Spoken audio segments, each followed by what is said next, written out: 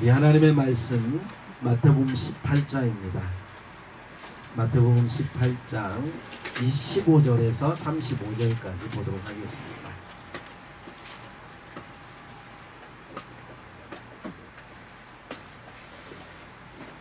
다 같이 일어나셔서 하나님의 말씀을 공경하는 마음으로 함께 받들어 읽도록 하겠습니다.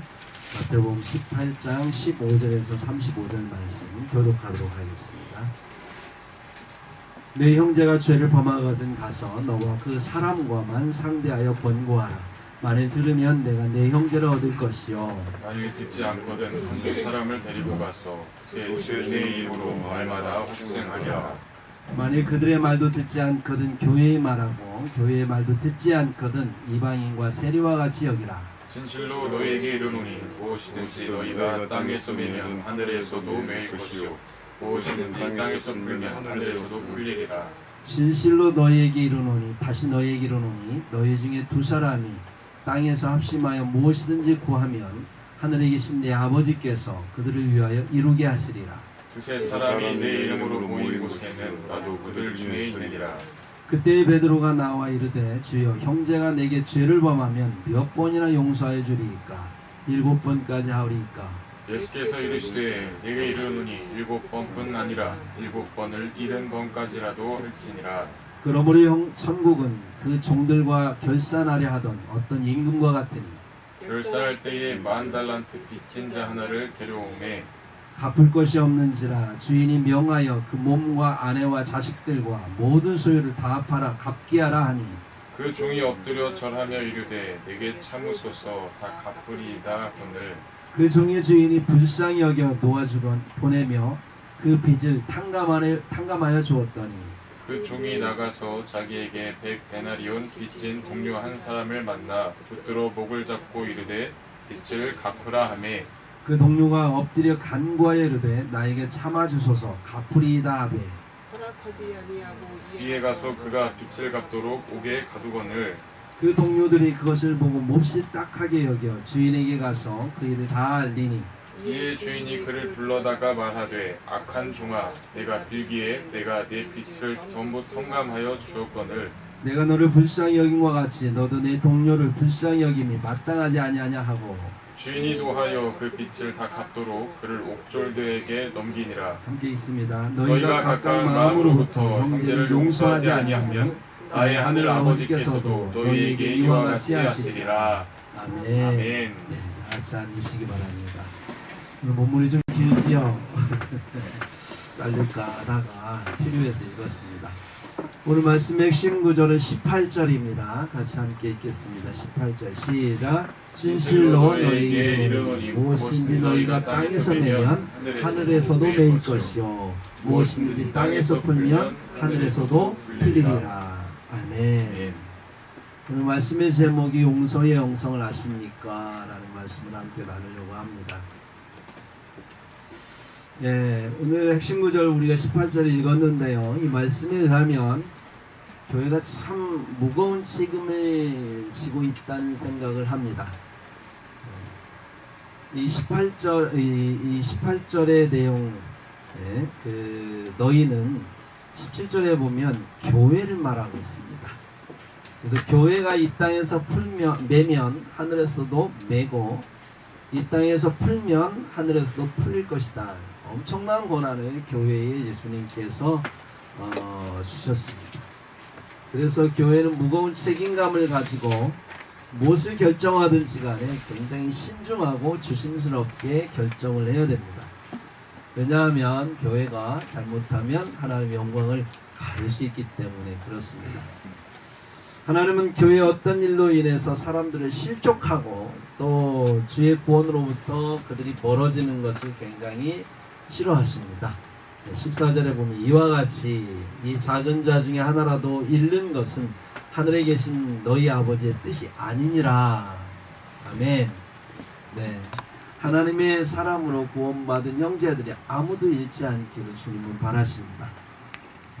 그래서 우리에게 정말 필요한 게 뭐냐? 19절에 보니까 진실로 다시 너에게 이르노니 너희 중에 두 사람이 땅에서 합심하여 무엇이든지 구하면 하늘에 계신 내 아버지께서 그들을 위하여 이루게 하시리라.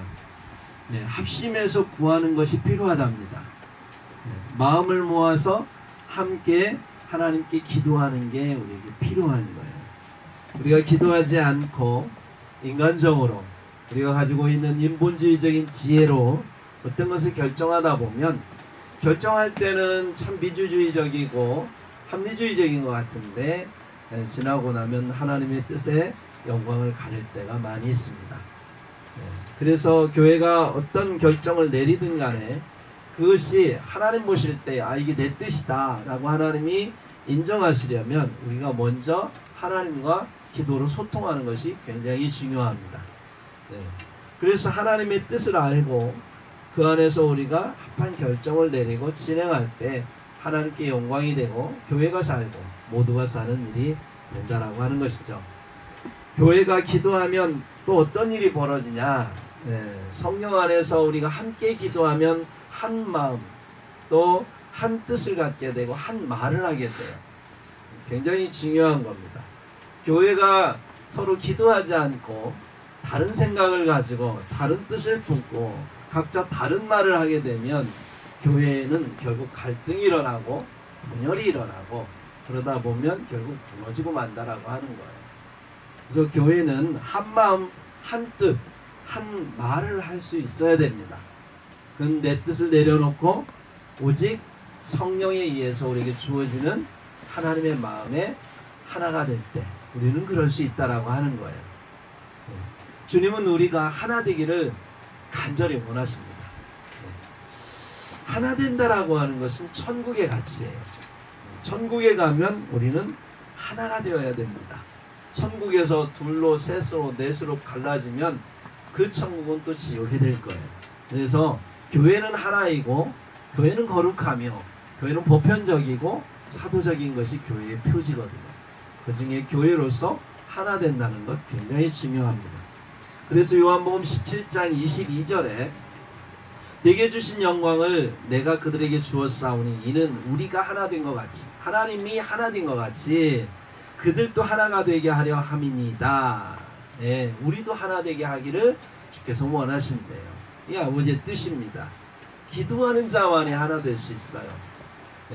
기도할 때 우리의 언어가 하나가 될 수 있어요. 왜냐하면 성령이 역사하시거든요. 각자의 마음을 말씀 안에 하나가 되도록 이끌어 주십니다. 그래서 기도하지 않으면 교회가 하나가 될 수 없는 거예요. 여러분, 우리가 성령께서 우리 안에 운행하시고 일하실 수 있도록 함께 기도하기를 소망합니다.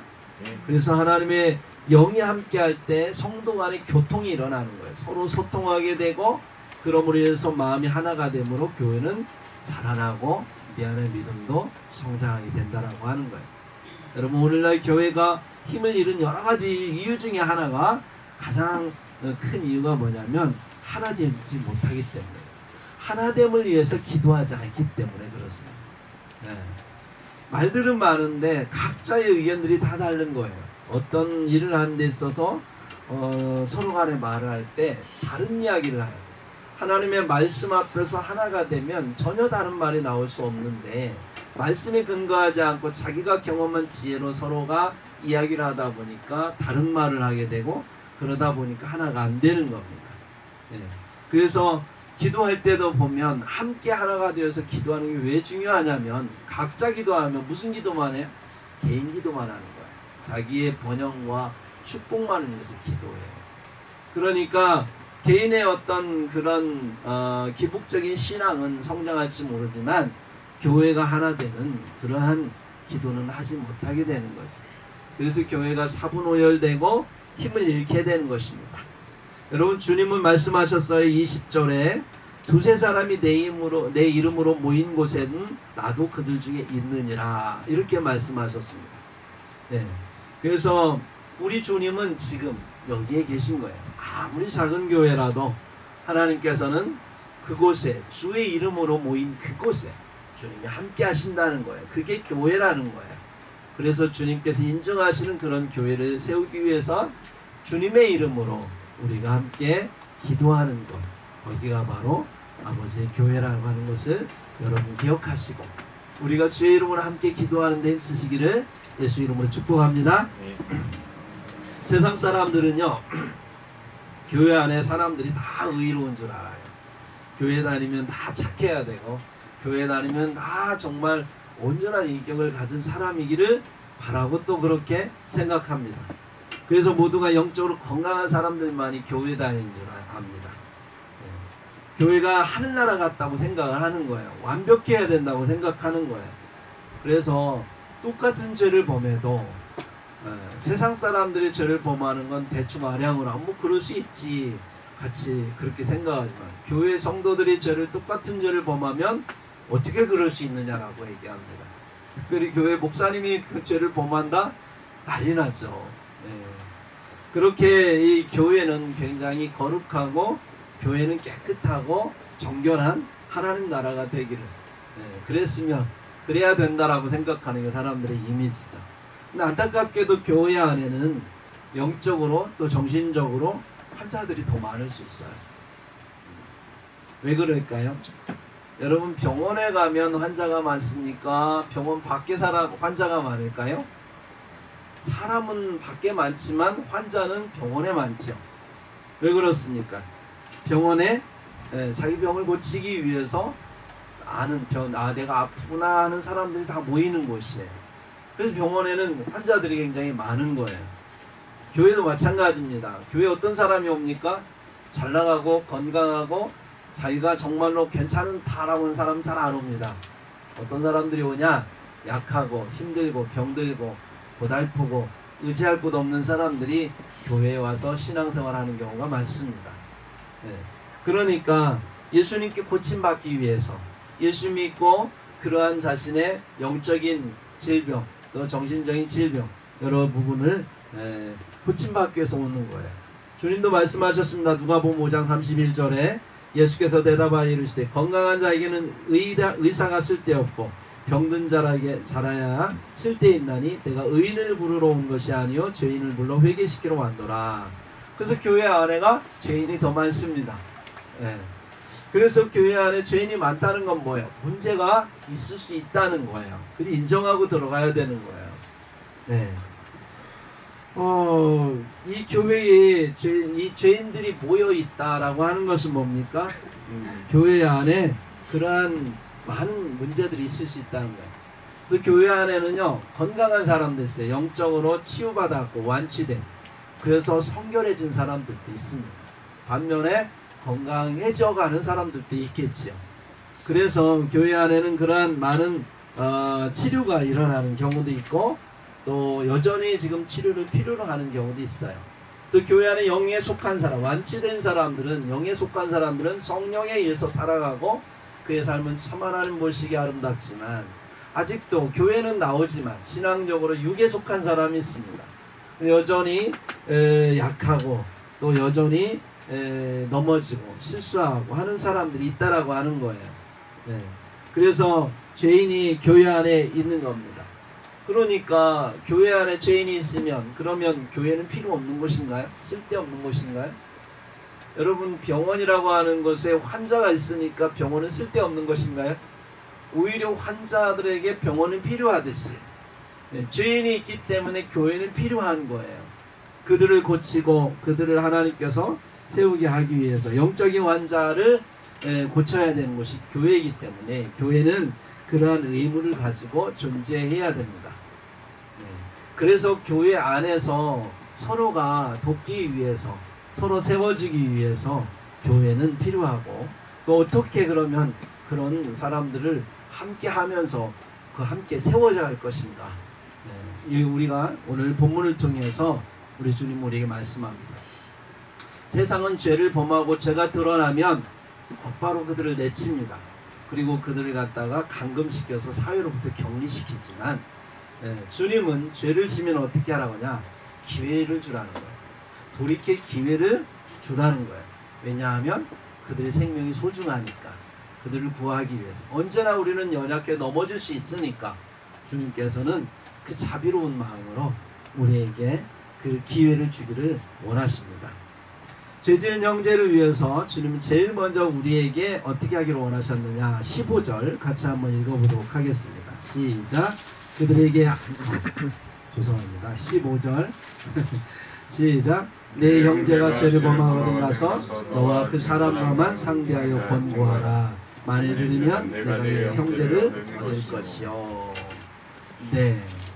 남들이 알기 전에 그 형제와만 1대1로 권하라는 거예요. 네. 왜 그러냐면 그들은 형제니까요. 남이 아니고 주 안에서 우리가 형제이기 때문에 교회 안에서 형제가 어떤 죄를 범하면 가서 권하라는 거예요. 여러분 교회에 다니면서 우리가 형제의식을 갖는 것 굉장히 중요합니다. 우리가 이 교회를 통해서 하나님 안에서 우리가 같은 아버지를 하나님을 아버지라 부른다면 형제의식을 갖는 것이 굉장히 중요합니다. 그래서 형제라고 하는 생각을 가지고 그에게 가서 남들이 알기 전에 그에게 말을 해서 그로 하여금 돌이키도록 기회를 주라라고 하는 것입니다. 여기저기 떠벌리고 다니고 그러다 보면 어떻게 되겠어요? 결국은 그 사람이 매장되는 거예요.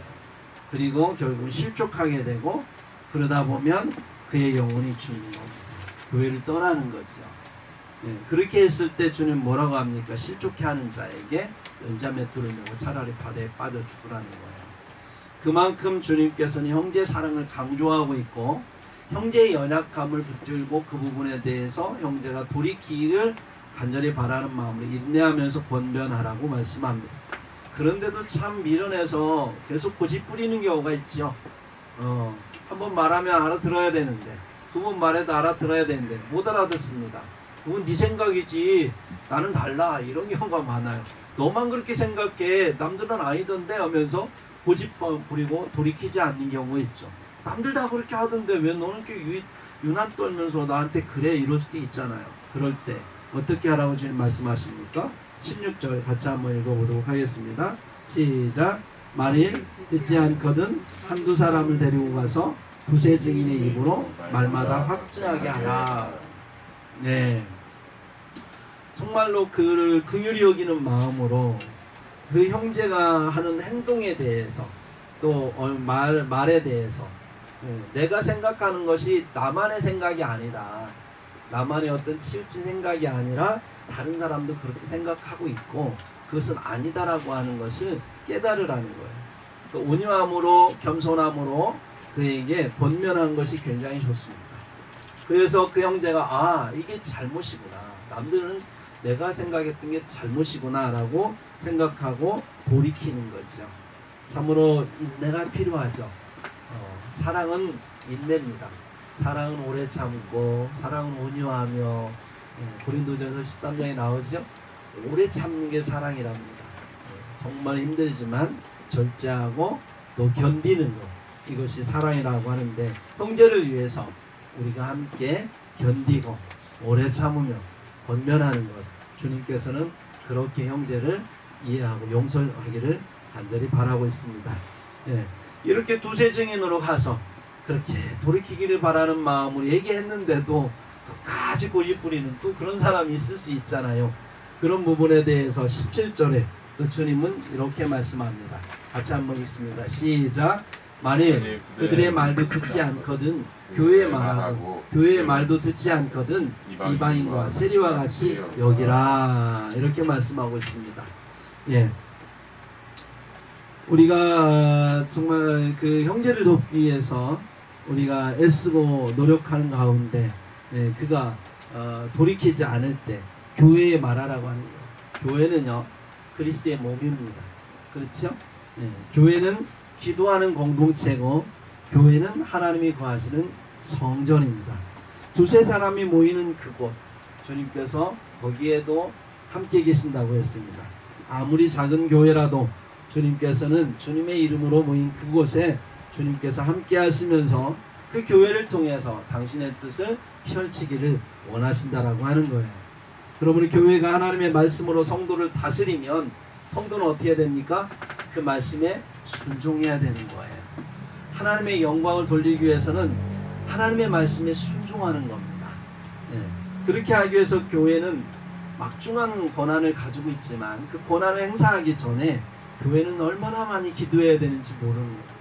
기도하지 않고 그냥 형제의 죄를 들춰내 버리면 엄청난 문제가 발생할 수 있죠. 아까 말씀드린 것처럼 기도해야만이 하나님의 뜻을 알 수 있고요. 또 기도해야만이 모든 성도가 하나 될 수 있는 거예요. 그래서 많이 기도하고 많이 신중하게 서로 간에 함께 합의함으로 하나가 되어서 결정을 해야 됩니다. 누구라도 잘못된 생각을 가지고 거기에 대해서 말씀에 근거하지 않은 것으로 이야기한다면 어떠한 문제를 해결하기가 힘듭니다. 그래서 형제의 죄를 다룰 때, 특별히 형제의 죄를 다룰 때는 한 사람도 시험에 들지 않도록 조심해야 됩니다. 모두가 하나님의 뜻이라고 말씀에 의거해서 그것이 만약 하나님 뜻이라는 것이 인정될 때 교회는 움직여야 되는 거예요. 그렇게 되기까지는 누구도 가서 그를 정죄하거나 함부로 그 일에 대해서 들춰내면 오히려 그 일로 인하여 사탄은 역사하게 돼 있다라고 하는 것입니다. 교회가 기도하고 심의하고 신중하게 결정한 사항이라면, 그래서 교회가 결국은 하나님의 말씀으로 권면하는 그런 말씀이라면 성도는 회개해야 되는 거예요. 죄에서 돌이켜야 되는 거예요. 그럴 때 교회는 아름답게 정말로 하나님의 영광이 드러나는 겁니다. 왜냐하면 죄를 졌지만 그러나 회개함으로 용서함으로 생명을 살리게 되었으니까요. 이렇게 형제를 살리기 위해서 우리가 서로 애써야 되는 거예요. 이런 과정을 통해서 형제도 살고 또 교회도 굳건히 세워진다라고 하는 것입니다. 우리말 속담에 그런 말 있죠. 비 온 뒤에 땅이 더 굳어진다고요. 그렇죠? 교회가 형제가 죄를 지어도 회개함으로 서로 용서하면 사랑하는 가운데서 어떤 일이 벌어집니까? 개인의 신앙이 자라는 거예요. 아, 교회는 다르구나. 세상과 다르구나. 우리는 역시 하나님의 사람들, 우리 형제들 다르구나 하면서 오히려 더 굳건하게 교회 안에 믿음으로 성장하게 돼 있어요. 교회 공동체도 마찬가지입니다. 세상가들은 교회 공동체를 우리가 느끼면서 아버지와 함께하는 거룩함, 역시 세상보다 다른 교회는 거룩하구나. 또 역시 죄가 있지만 그러나 그 죄를 용서하는 그 가운데서 하나님의 정의, 하나님의 공의가 살아있는 것을 느끼면서 서로 끈끈하게 관계가 더 깊어지는 것을 우리는 경험하게 됩니다. 그래서 형제를 용서한다는 건 여러분, 하나님께서 이 땅 가운데 창조하신 가장 하나님이 귀하게 창조하신 신령한 기관이 딱 두 개가 있는데 그게 뭐냐면 가정과 교회입니다. 그래서 이 용서라고 하는 것은 다른 것도 아닌 가정과 교회만이 할 수 있는 특권이에요. 왜냐하면 가정은 한 부모 안에서 형제가 됐잖아요. 한 핏줄로 이어진 형제이기 때문에 때려야 뗄 수 없는 관계이기 때문에 서로 간에 잘못을 해도 용서함으로 하나가 되어 가는 거죠. 그런 것처럼 교회도 그리스도의 피로 하나 된 거예요. 그래서 우리는 형제 자매가 되는 거예요. 그런 의식을 갖는 게 굉장히 중요합니다. 그리스도의 피로, 육신의 혈과 육으로 된 그 관계도 소중하지만 그리스도 안에서 그리스도의 피로 말미암아 하나 된 이 관계는 얼마나 소중한지 몰라요. 그래서 형제 자매로서의 하나님 안에서 한 가족임을 경험할 때 용서는 일어날 수 있는 겁니다. 용서라고 하는 것은 접착제와 같아요. 그래서 용서하면 용서할수록 우리가 더 관계가 끈끈하게 깊어지는 것을 볼 수가 있습니다. 여러분, 살아가면서 누구나 실수할 수 있습니다. 누구나 죄를 지을 수 있어요. 왜냐하면 우리는 본질적으로 하나님이 연약하게 창조하셨기 때문에 그렇습니다. 그래서 그 연약함이라고 하는, 하나님이 연약하게 창조한 이유가 있어요. 저는 예전에 그런 생각이었어요. 하나님이 좀 완벽하게 창조했으면 아담과 하와가 죄를 범하지 않았을 거예요. 하나님, 그러지 않겠어요? 아니, 왜 사탄의 그러한 그 유혹을 알아챌 수 있는 지혜를, 완벽하게 하나님 지혜를 주셨으면 하와가 선악과 먹었을까요? 그런데 사탄보다 지혜롭지 못했던가 봐요. 그래서 사탄이 유혹할 때 그냥 넘어갔어요. 뭡니까? 인간이 굉장히 연약하다는 거예요. 무지하다는 거예요. 하나님이 그렇게 창조하셨다는 거예요. 어떤 사람들은 인간의 아담과 하와는 굉장히 완벽하게 창조했다는, 아니요, 완벽하지 않습니다. 완벽은 하나님과 연결될 때 완벽해져도 하나님이 창조하신 것이지 인간 자체는 완벽하지 않아요. 인간이 연약해요. 근데 여러분 여기에 비밀이 있다는 거 아세요? 인간이 연약해야만이 서로 간에 불쌍히 여기는 마음이 그 가운데 존재한다는 거. 신기하지 않아요? 서로 연약하니까 불쌍히 여길 수 있는 거예요. 내가 죄를 저보고 넘어져 봐야 상대방이 연약해서 죄 넘어질 수 있는 이유를 알고 그 마음을 이해할 수 있어요. 자수성가한 사람들 밑에 가면 일하기 힘들대. 왜냐하면 그 사람 너무 완벽해서 다른 사람도 자기처럼 그래야 된다고 생각하기 때문에 막 밑에 사람들이 괴롭힌단 말이에요. 그런데 연약해 본 사람, 용서를 많이 받아본 사람, 긍휼의 여김을 많이 받아보고 사랑을 많이 받아본 사람은 밑에 사람들이 실수하고 넘어지면 괜찮아, 그럴 수 있어, 나도 그랬거든, 그러면서 상대방을 세워줄 수 있거든. 그래서 우리가 연약하게 하나님 창조하신 이유는 뭐냐면 긍휼히 여기는 마음을 우리에게 주시기 위해서. 아멘? 여러분 알고 계셨나요? 저는 하나님 깨닫게 해서 너무 감사하더라고요. 처음에 연약하게 태어나고 내가 불완전한 거에 대해서 하나님 앞에 너무나 때로는 왜 이렇게 만들어 놓고 우리를 이렇게 넘어지게 하면서 힘들게 하시냐고 그런 생각을 했던 적이 있지만, 말씀을 깊이 묵상하며 생각해 보니까 그 연약함 속에 하나님은 긍휼한 마음, 아버지의 마음을 깨닫게 하셨어요. 불쌍히 여기는 마음을 깨닫게 하셨어요. 그래서 하나님의 형상을 이루게 하셨어요. 우리의 모양대로 우리의 형상대로 우리가 사람을 만들자고 하셨던 그 하나님의 형상은 긍휼함과 불쌍히 여기는 마음이 있었던 거예요. 이것은 우리가 연약해보지 않으면 얻을 수 없는 마음이에요. 성경이 없는 얘기입니다. 묵상하지 않으면 나올 수 없는 얘기예요. 그렇죠? 여러분, 내가 연약해서 그래서 감사할 수 있는 것입니다. 용서는 그렇게 우리 하나님께서 그 연약함을 통해서 우리 안에 긍휼한 마음, 서로 불쌍히 여기는 마음을 우리 안에 갖기 위해서 주님께서 주신 겁니다. 연약함의 한계 때문에 우리는 참으로 세상을 살아가면서 형제를 용서하되 무한히 용서할 수가 없어요.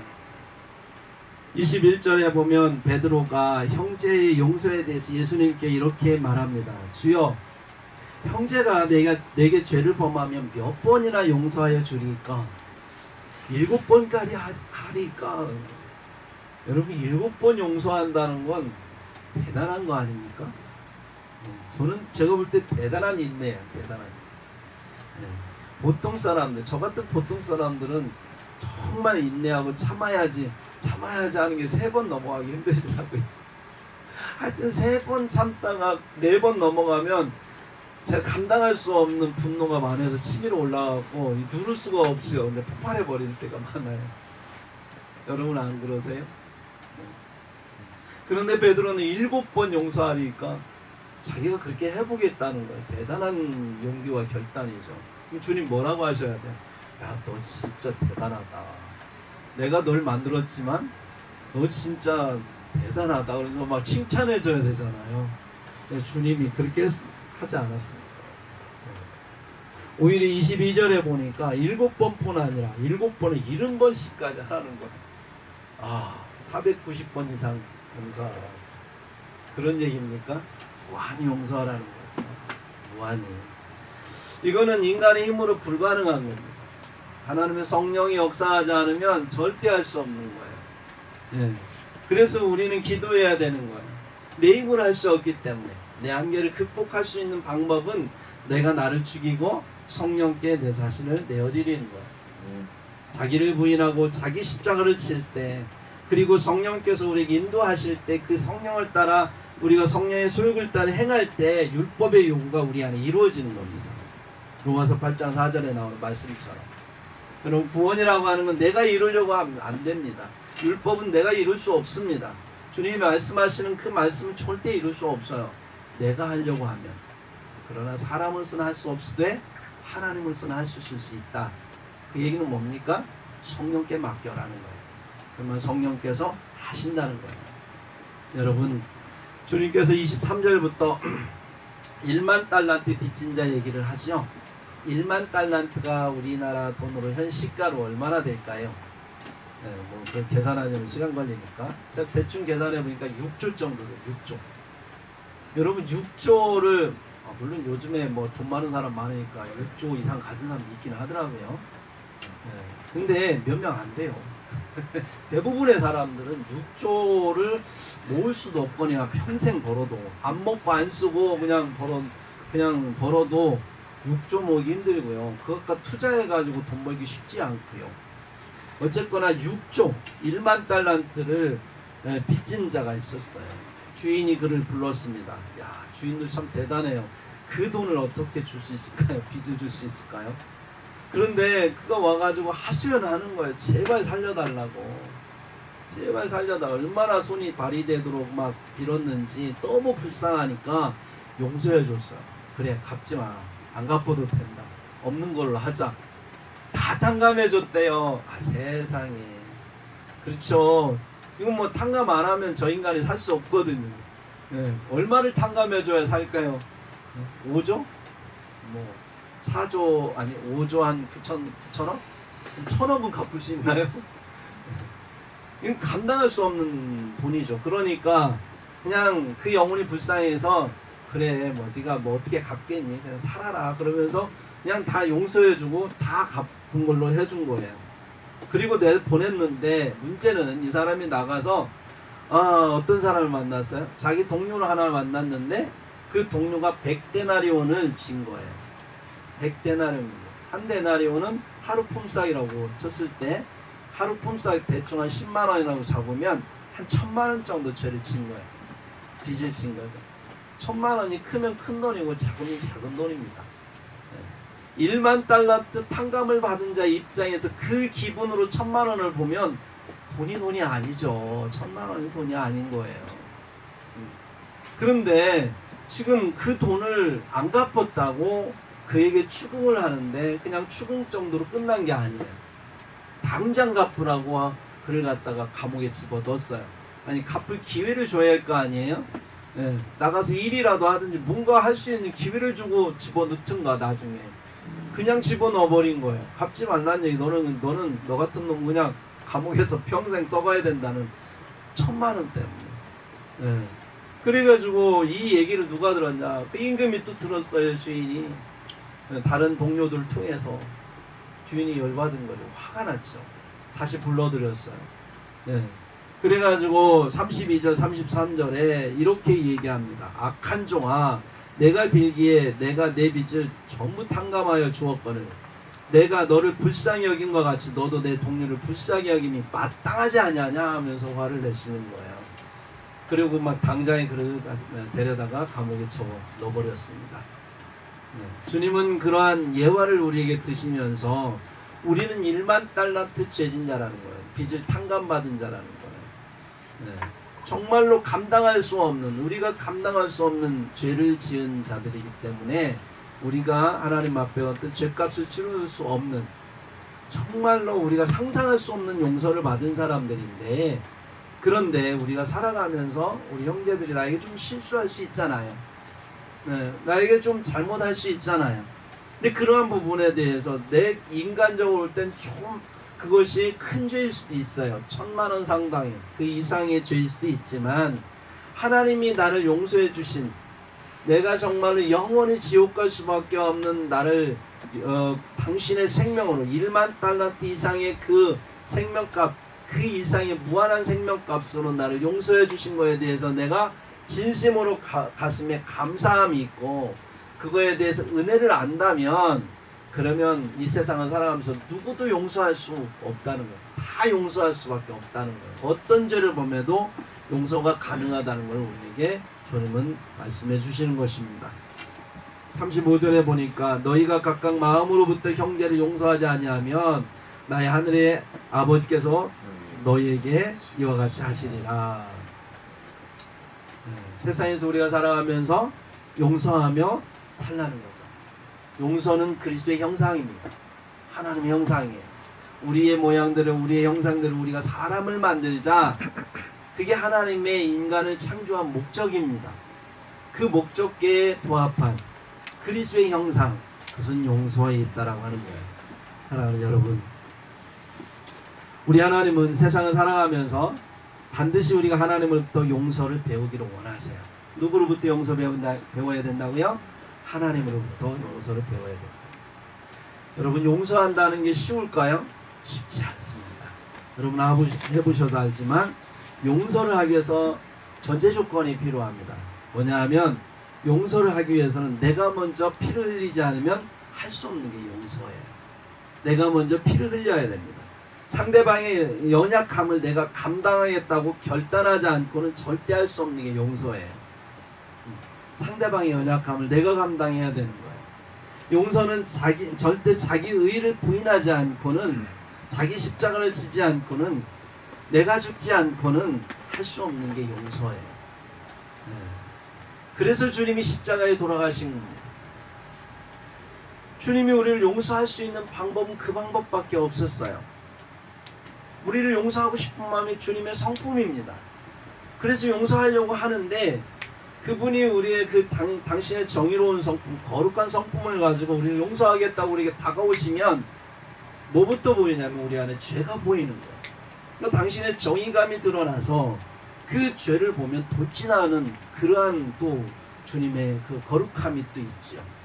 그러다 보니까 이러지도 저러지도 못하는 거예요. 우리가 가까이 오자니 우리가 정의감에 죽을 것 같고, 내버려 두자니 죄로 멸망할 것 같고. 그렇다면 가까이 오는 방법은 뭐냐면 내 안에 있는 정의감을 스스로 죽이는 거예요. 그 내 안에 정의감을 스스로 죽이기 위해서 주님은 어떻게 하셨느냐? 이 땅에 정의의 아들을 보낸 거예요. 그 정의의 아들이 누구냐면 예수 그리스도죠. 그분이 이 땅에 보내셔서 우리를 위해서 죽으신 거예요. 주님의 십자가는 뭐냐면 하나님의 정의가 죽은 거예요. 하나님 스스로 당신의 정의를 죽이고 당신의 긍휼을 우리에게 보이시면서, 그러면서 우리로 하여금 주님께 나오는 길을 열어놓은 게 십자가라고 하는 거예요. 너무 십자가는 오묘합니다. 그 십자가를 알아야만이 십자가가 구원이 될 수 있구나를 아는 거예요. 막대기 십자가 바라보면서 십자가에 대해서 이해도 못하면서 마치 내가 십자가를 믿으면 구원받는다고 누구한테 들었고 그냥 그게 구원인 줄 아는 막연한 구원이 아니라, 십자가에는 주님의 정의를 주님께서 당신의 정의감을 십자가에 못 박았다는 거예요. 그리고 긍휼함을 우리에게 베풀기 위한, 그것이 바로 주님의 십자가입니다. 이게 주님께서 우리를 살릴 수 있는 유일한 방법이었습니다. 우리를 변화시키는 유일한 방법이었습니다. 당신의 정의감을 십자가에 못 박는 것, 긍휼히 여기는 마음으로 우리를 용서하고 또 그 은혜의 마음을 우리에게 보여주는 것. 그래서 우리가 그것을 보면서 그 십자가를 통해서 주님의 사랑의 마음을 우리가 읽었을 때 우리는 그 은혜에 감사하고 주님 앞에 나올 수밖에 없는 거예요. 그럼 내가 죄인임을 회개하고 돌이킬 수밖에 없는 거예요. 그래서 하나님은 십자가를 통해서 당신의 정의감도 유지하고 거룩함도 유지하고 또 우리의 생명도 살리는 위대한 일, 정말 있을 수 없는 세상에 아주 거룩한, 그리고 불가능하지만 가능케 하신 하나님의 역사를 이루신 겁니다. 그래서 십자가가 위대한 겁니다. 여러분, 그 과정 속에서 무엇을 주님은 얻으셨을까요? 하나님은 늘 이 세상에 일어나는 것 가운데 그리스도인들에게 합력하여 선을 이루시는 분이십니다. 주님은 이 땅 가운데에서 하나님이 우리를 창조하시고 꾸셨던 꿈, 우리의 형상대로 우리의 모양대로 우리가 사람을 만들자, 선악과를 통해서 우리에게 하나님의 정의감을 가르쳐 주셨어요. 하나님의 선과 악이 무엇인지 우리에게 가르쳐 주셨다면, 십자가를 통하여 주님께서 우리에게 주신 생명나무를 통해서 주신 그것은 긍휼함이 뭔지를 가르쳐 주셨어요. 예수님은 은혜와 진리가 충만한 자라고 했습니다. 이게 하나님의 형상입니다. 우리도 마찬가지로 긍휼과 은혜의 정의와 긍휼의 형상, 그 은혜와 진리의 형상을 우리가 주 예수 그리스도의 이름으로 덧입기를 원하세요. 그게 십자가예요. 그러니까 선악과를 통해서 하나님의 말씀, 선악을 분별하는 말씀을 통해서 진리의 사람이 되게 하고, 또 십자가를 통하여 은혜의 사람이 되게 하고, 우리로 하여금 하나님의 형상을 이루고자 하는 뜻이 이렇게 십자가를 통해서 합력해서 선을 이루게 됐다는 겁니다. 사랑하는 성도 여러분, 우리가 살아가면서 하나님의 성품, 긍휼과 용서의 그 성품을 담는 것, 이것을 하나님은 원하세요.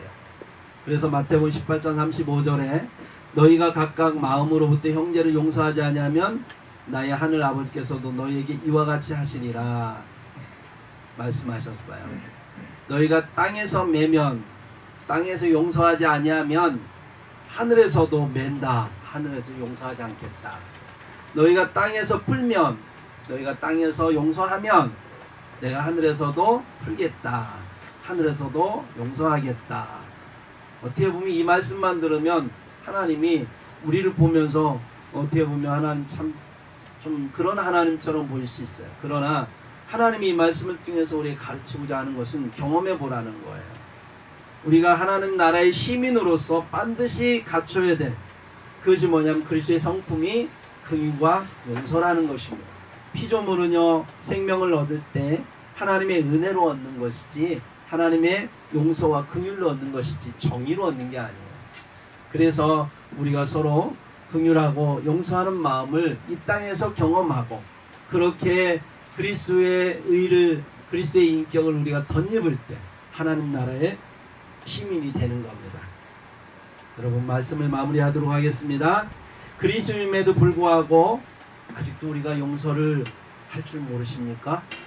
네. 불의를 보면 긍휼한 마음으로 마음을 아파하면서 형제를 살리기 위해서 기도하기보다 정의감에 불을 떨면서 비판하고 비난하기 바쁜가? 우리 자신을 돌아봅시다.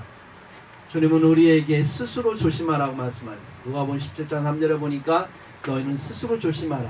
만일 내 형제가 죄를 범하거든 경고하고 회개하거든 용서하라. 이렇게 말씀하셨습니다. 누가복음 17장 4절에 이어서 이렇게 얘기합니다. 만일 하루에 7번이라도 내게 죄를 짓고 7번 내게 돌아와 내가 회개하노라 하거든 너는 용서라 하시더라 말씀합니다. 참, 이 말씀도 참 이해하기 어려웠지요. 네. 아니 7번씩이나 하루에 와서 용서를 구한다면 우리는 뭐라고 생각해요? 너 진짜 날 조롱하는 거니? 장난하는 거니? 우리 이렇게 생각할 수 있잖아요. 이게 뭐야? 한 번도 아니고 두 번도 아니고 7번씩이나 그것도 하루에 장난하는 거냐고 하면서 막 화를 내면서 이번엔 절대 용서할 수 없어 아마 우리가 그럴 수도 있겠죠. 근데 주님은요 내가 회개하노라 하면서 다음에 용서하네요. 왜 그랬을까요? 솔직히 말해서 하나님 앞에 우리 나올 때 우리 자신을 보세요. 우리 여러분 죄를 회개할 때 그 회개하는 마음이 거짓일까요? 진심일까요? 진심으로 하지 않아요? 그렇죠. 우리 하나님 앞에 진심으로 회개합니다. 그리고 또 돌아서고 그러면 죄 안 져야 되는데 우리 또 넘어지잖아요. 그리고 또 와서 회개할 때 어떤 마음으로 또 회개해요? 내가 왜 그랬을까? 좀 용서해 주세요. 또 진심으로 하잖아요. 그때는 진심이에요. 그러니까 이 죄 지은 사람은요 올 때마다 그 용서를 구할 때는 마음이 어떻겠어요? 정말 한심해. 나를 보면 너무 한심한 거야. 정말로 죽고 싶을 거예요. 진짜 하기 싫을 거예요. 내가 용서를 구하고 용서 받을 때만큼 받는 만큼 정말 하기 싫어요. 그런데 살려면 어떻게 용서를 구해야 되거든요. 그러니까 죽기 싫은데 하기 싫은데 가서 또 해야 돼요. 살기 위해서. 그러한 마음으로 내게 다가오는 거예요. 내가 연약한데 그래서 하지 말아야 되는데 또 넘어져서 그런 마음으로 오는 거예요. 주님은 그 마음을 읽으신 거예요. 정말 나를 사기치기 위해서 나를 속이기 위해서 나를 조롱하기 위해서 하는 그런 마음이라면 용서하면 안 되죠. 그건 아직 회개한 마음이 아니니까. 그러나 진짜 회개하는 마음으로 오는 사람은 어쩌면 내가 그거에 대해서 잘못됐다고 지적하기 전에 그는 스스로 정죄를 당하고 있는 거예요. 그 영혼이 너무 불쌍하니까 용서하라는 거예요. 그래야 교회가 이루어질 수 있기 때문에 그런 거예요. 그러는 과정 속에서 우리가 하나 될 수 있고 서로 하나님 나라의 그 사랑을 나눌 수 있기 때문에 그런 거예요. 용서 속에서 하나님의 사랑을 우리는 경험할 수 있기 때문에 주님의 성품을 우리에게 갖추게 하기 위해서 우리는 이렇게 말씀하신 겁니다. 사랑하는 성도 여러분, 저도 그렇고 여러분도 그렇고 말씀을 볼 때마다 나는 할 수 없다라는 생각이 너무나 많이 들지 않습니까? 나는 할 수 없지만 누가 할 수 있다고요? 성령께서 하실 수 있다. 그래서 성령께서 하게 하시기 위해서 우리가 해야 될 게 뭐냐면 나를 내려놓는 기도를 해야 됩니다. 그래서 성도는 기도하지 않으면 절대로 하나님 뜻대로 살아갈 수 없습니다. 기도해야만이 나를 내려놓고 내가 용서를 받고 또 형제를 용서하는 마음이 생기는 거예요. 그리스도의 용서의 옷을 내가 입고 그 용서의 옷을 입은 것으로 형제를 바라볼 때 용서가 되는 것이지, 나는 용서를 옷도 입어보지 않은 자가 내 의지로 용서한다면 여러분 저보다 훌륭하기 때문에 제가 볼 때는 4번은 용서하실 수 있는 것 같은데 5번은 용서하기 힘들지 않을까요? 네, 여러분 그리스도 안에서 참으로 우리에게 용서의 영성을 통해서 그리스도의 옷을 입고 하늘나라 시민으로 준비되시는 저와 여러분이 되기를 우리 주 예수 그리스도의 이름으로 축복합니다. 예. 기도하겠습니다. 거룩하신 아버지 하나님 감사합니다. 오늘 말씀을 함께 나누었습니다.